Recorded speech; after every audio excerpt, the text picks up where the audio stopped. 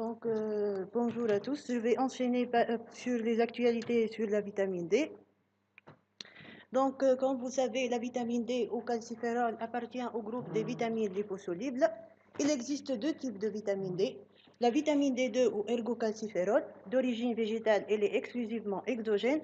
Et la vitamine D3 ou cholécalciférol, donc animale, elle est endogène surtout. La production des sources de la vitamine D, surtout, sont d'origine synthèse cutanée, dans 80% des cas. Cette synthèse cutanée dépend de plusieurs facteurs, des facteurs climatiques, les heures d'exposition, les écrans solaires, la pigmentation cutanée, les conditions d'habillement, le vieillissement et l'indice de masse corporelle. Dans 20% des cas, la vitamine D provient de l'alimentation. La vitamine D3 est présente dans les poissons gras, la viande, les œufs, la beurre. Un faible pourcentage provient d'une supplémentation médicamenteuse. Il existe une différence entre la vitamine D2 et la vitamine D3 concernant la demi-vie. La vitamine D2 a une demi-vie de 19 à 48 heures et la vitamine D3 a une demi-vie de 15 à 20 jours qui peut aller jusqu'à plusieurs semaines.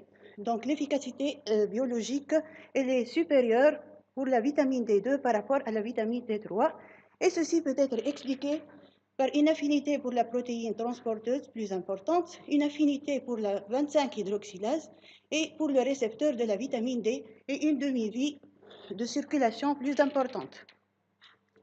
Donc la prévalence de l'insuffisance en vitamine D varie selon les pays. Elle varie de 50% en Amérique latine et peut arriver jusqu'à 80% au Moyen-Orient. Donc la vitamine D a un rôle essentiel et bien établi sur l'os. Elle a aussi des effets extra-osseux sur le muscle et la prévention de certaines affections auto-immunes, infectieuses, carcinologiques et cardiovasculaires.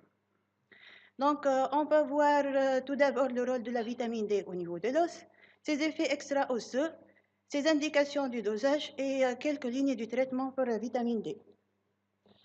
Concernant la densité minérale osseuse, une étude conduite chez 13 432 résidents non institutionnalisés aux États-Unis a montré que lorsque la concentration sérique de vitamine D est comprise entre 22 et 94 nanomoles par litre, il existe une association positive entre le taux de vitamine D et le changement de la densité minérale osseuse, et ceci quel que soit l'âge et l'ethnie. Concernant le risque de fracture, on sait qu'une diminution de l'apport calcique alimentaire et une diminution de la vitamine D par la synthèse et l'apport entraîne une diminution du calcium absorbé, puis diminution de la calcémie. Cette diminution de la calcémie entraîne une augmentation de la sécrétion de PTH et donc une augmentation de la résorption osseuse qui est associée à une diminution de l'ostéoformation qui entraîne une perte osseuse exagérée. De plus, la diminution de l'apport et la synthèse en vitamine D entraîne une diminution des fonctions neuromusculaires et une augmentation du risque de chute et par suite augmentation du risque de fracture.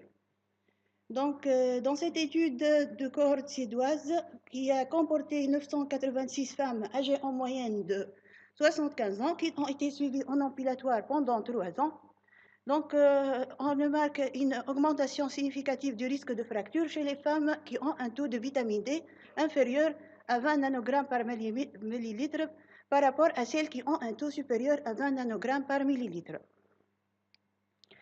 Une autre étude, Women Health Initiative, qui est une étude cas témoins, qui a comporté 400 femmes ménopausées ayant une fracture de hanche et 400 témoins.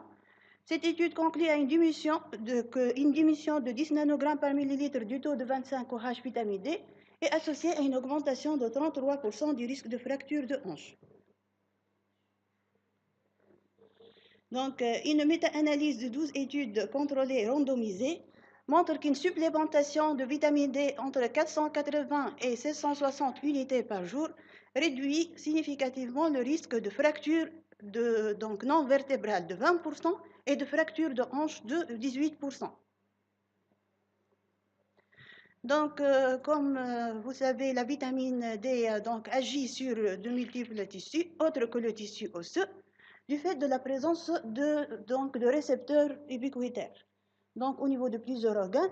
Donc, elle a des effets au niveau des fonctions endocrines, au niveau de la prolifération et la différenciation cellulaire. Elle a donc des effets aussi sur la modulation des défenses immunitaires, sur le système cardiovasculaire, sur l'arthrose, la douleur et la mortalité. Donc, pour la force musculaire, une méta-analyse de 13 études a montré un effet bénéfique d'une supplémentation de vitamine D supérieure à 800 unités par jour, donc sur la force musculaire et sur l'équilibre. Une autre méta-analyse de 8 études a montré un effet bénéfique d'une supplémentation de vitamine D entre 700 et 1000 unités par jour sur le risque de chute. Celui-ci est diminué de 19%. Concernant la gonarthrose, donc une étude prospective de 418 sujets ayant une gonarthrose symptomatique cliniquement, les sujets qui ont un taux bas de vitamine D inférieur à 15 microgrammes par litre ont un risque 2 fois plus important de progression radiologique que ceux ayant un taux de vitamine D supérieur à 15 microgrammes par litre. Pour la douleur, une méta-analyse qui a inclus 73 études observationnelles, dont 13 294 participants ayant une douleur, que ce soit arthritique, musculaire ou douleur chronique généralisée, contre 21 000 contrôles, a montré que par rapport aux témoins, une concentration de vitamine D, la concentration moyenne de vitamine D était significativement plus faible chez les patients souffrant d'arthrite, de douleurs musculaires et de douleurs chroniques généralisées. Donc, une méta-analyse qui a inclus 4 études contrôlées randomisées. Donc, parmi ces 4 études, une seule étude a montré un effet bénéfique sur la supplémentation en vitamine D sur la douleur au niveau de la PR par la réduction de la consommation des antalgiques et des anti-inflammatoires. Donc, la vitamine D a un rôle sur le risque infectieux. Donc, le statut en vitamine D, il influence le risque de développement des infections des voies respiratoires supérieures et inférieures. Donc, un taux bas de vitamine D, il augmente le risque de pneumonie de 13 fois chez des patients éthiopiens de moins de 5 ans. Et au Yémen, ils ont remarqué que la moitié des enfants admis pour des infections des voies respiratoires inférieures étaient rachitiques. Donc, au Koweït, 43% des enfants avec rachitisme avaient développé une pneumonie. Donc, dans cette étude observationnelle qui a inclus 18 883 participants, donc un taux bas de vitamine D qui est inférieur à 10 nanogrammes par millilitre est associé à une augmentation significative des infections respiratoires hautes. Donc, une méta-analyse de cette étude a montré que les sujets atteints de tuberculose active avaient un taux significativement plus bas de 25 OH par rapport au contrôle. Dans cette méta-analyse récente, qui comporte 25 études contrôlées randomisées, une supplémentation vitaminique des patients qui ont un taux de 25 OH vitamine D bas, inférieur à 25 nanomoles par litre, a réduit significativement le risque d'infection respiratoire aiguë. Donc, concernant le risque de cancer, et plus particulièrement le cancer colorectal, une étude 4 mois qui a comporté 193 femmes ayant un cancer colorectal et 383 contrôles a montré qu'il existe une association significative inverse entre le taux de vitamine D et le risque de cancer, et ceci au niveau du côlon distal et du rectum. Donc, le risque est de 54% moins au niveau du quartile le plus élevé par rapport au plus bas. Donc, de même, cette étude a montré les mêmes résultats. Pour le cancer du sein, une étude danoise 4 témoins qui a comporté 142 femmes ayant un cancer du sein contre 420 contre les femmes dont le tertile le plus élevé avaient une réduction du risque de cancer du sein de 48% par rapport aux femmes dont le tertile le plus bas. Pour le cancer de la prostate, une étude observationnelle de 1822 hommes ayant un cancer de la prostate a montré une augmentation du risque de mortalité par cancer dans le quartile le plus bas de vitamine D par rapport au plus élevé. Concernant le risque cardiovasculaire, et puis en prenant l'exemple de l'IDM, une étude 4 témoins qui a comporté 454 hommes qui ont une IDM et 900 témoins Les hommes dont le taux de 25 vitamine D inférieur à 15 nanogrammes par millilitre avaient un risque 2 fois plus élevé d'IDM par rapport aux hommes qui avaient un taux supérieur à 30 nanogrammes par millilitre. Donc, une étude transversale de 833 hommes de race blanche âgés de 61 ans a montré que les hommes qui ont un taux de vitamine D inférieur à 37,5 nanomoles par litre avaient une prévalence 3 fois plus élevée d'hypertension artérielle par rapport à ceux qui ont un taux supérieur ou égal à 37,5 nanomoles par litre. Pour le diabète type 2, une méta-analyse de 8 études observationnelles et 11 études contrôlées randomisées a montré qu'une prise de vitamine D qui dépasse les 500 unités par jour avait diminué de 13% le risque de diabète de type 2 par rapport à une dose de vitamine D inférieure à 200 unités par jour. Et les personnes ayant un taux de vitamine D le plus élevé avaient un risque de 43% moins de développer un diabète type 2. Donc, pour le syndrome métabolique et la fonction érectile, une étude prospective qui a inclus 102 hommes âgés en moyenne de 53 ans qui ont un taux de vitamine D bas inférieur à 30 nanogrammes par millilitre. Tous les hommes ont reçu 600 000 unités d'ergocalciférol par voie orale en une seule prise. Et puis, un dosage du taux de 25 OH, de PTH, du testostérone, de l'ostradiol, de la LH, de l'hémoglobine glycosylée, du bilan hépatique et de la PSA a été fait à l'inclusion et tous les 3 mois. Et une évaluation de la fonction érectile par le questionnaire IEF 5. Donc, les résultats de cette étude sont illustrés dans ce tableau.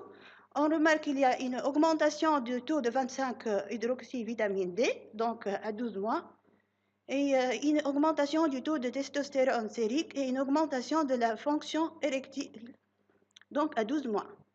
Concernant le bilan lipidique, on note une diminution significative du taux de LDL cholestérol et du triglycéride et une augmentation du taux de HDL cholestérol, mais qui n'est pas significative. Et concernant l'hémoglobine glycosylée, on note une diminution de l'hémoglobine glycosylée qui est significative et permettant un meilleur contrôle du diabète. Donc, une méta-analyse de 5 études observationnelles a montré que le risque de développer un diabète de type 1 était significativement réduit chez les participants supplémentés en vitamine D. Concernant les maladies auto-immunes, et un exemple, la polyarthrite rhumatoïde, parmi 29 366 femmes qui ont suivi pendant 11 ans, 152 cas ont développé une polyarthrite rhumatoïde, et un apport élevé en vitamine D a été inversement associé au risque de développer une PR. Donc, le dosage de la vitamine est indiqué chez les patients ayant une ostéoporose, que ce soit fracturaire ou non, chez les patients à risque d'ostéoporose, en cas de syndrome de malabsorption, en cas de chirurgie bariatrique, en cas d'insuffisance rénale chronique stade 3 à 5 et chez les transplantés rénaux, en cas d'hyperparathyroïdie primitive, en cas de maladies granulomateuses telles que la sarcoïdose et la tuberculose et certains lymphomes, chez les sujets qui ont un syndrome néphrotique et chez les sujets qui prennent des médicaments inducteurs de perte osseuse tels que les corticoïdes, les anti-aromatases ou qui modifient le métabolisme de la vitamine D comme les anticonvulsivants, les antirétroviraux et les immunosuppresseurs. Donc, aussi, un dosage de la vitamine D est indiqué chez les patients qui ont une insuffisance hépatocellulaire, des sujets qui ont des douleurs osseuses musculaires inexpliquées, chez les sujets qui font des chutes à répétition, en cas de signes d'intoxication, donc de calcification extra-osseuse ou de néphrocalcinose. Donc, les apports recommandés de la vitamine D varient selon les sociétés savantes et selon l'âge. Pour les sujets qui sont âgés de moins de 1 an, donc, les doses recommandées journalières sont de 400 unités par jour. Et pour les sujets qui dépassent 1 an, donc la dose recommandée est de 400-600 unités par jour. Et pour les femmes enceintes et allaitantes, donc les recommandations sont donc plus élevées. Les sociétés recommandent des supplémentations de 600 à 800 unités par jour. Et parmi les recommandations, donc l'Endocrine Society, donc celle qui recommande des apports journaliers plus élevés, qui arrivent jusqu'à 2000 unités par jour chez les femmes enceintes et allaitantes. Et